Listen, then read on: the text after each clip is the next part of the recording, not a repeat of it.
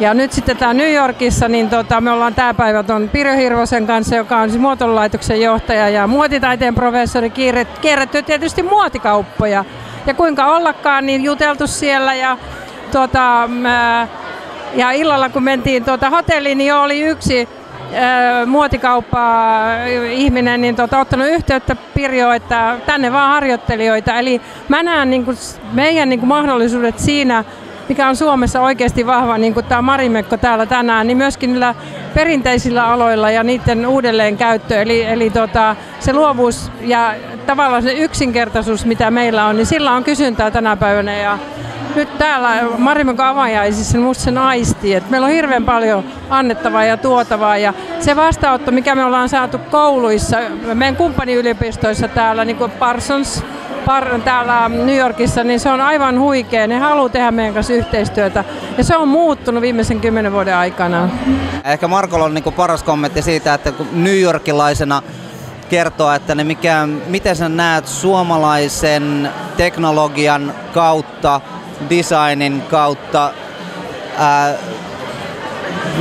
kauppamekaniikan toimivan täällä ja mitä me voidaan tuoda siihen?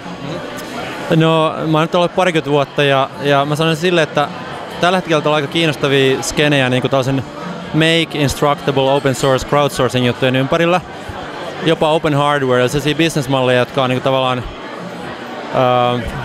niin kuin tällaista niin kuin avoimien asioiden ja blatantly kapitalististen asioiden välissä oleva harmaata maastoa, jossa on kaikenlaisia uudenlaisia kommunaalisia businessmalleja. Ja oli sitten mobiilibisneksissä tai jossain niin kuin sosiaalisissa jutuissa vai muissa.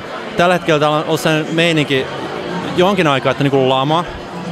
Mutta nyt on taas sellainen niin kuin fiilis, että VC-funding ja muut jutut niin kuin alkaa nousea aika kiinnostavalla tavalla, mitä monet ei tiedä, mutta siellä niin kuin alla niin kuin itse asiassa annetaan rahaa kaikenlaisille jutuille.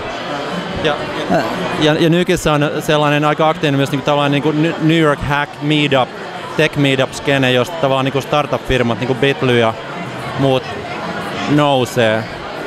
Et siellä on paljon sellaista kaikenlaista. Japanilaiset sanotaan aina tätä, että niin, simple is simple and simple is beautiful. Onko se edelleen se, millä me myydään, vai onko meillä joku semmoinen muu elementti siinä, millä me erotutaan? No minun mielestä meillä on jo mood. Ja se, mitä minä haluaisin tähän lisätä heidän puheenvuoroihin, on se, että ollaan rohkeita. Meidän pitää olla paljon rohkeampi, mitä me ollaan nyt. Meillä on paljon enemmän kapasiteettia kuin me itse uskotaankaan. Et siitä vaan.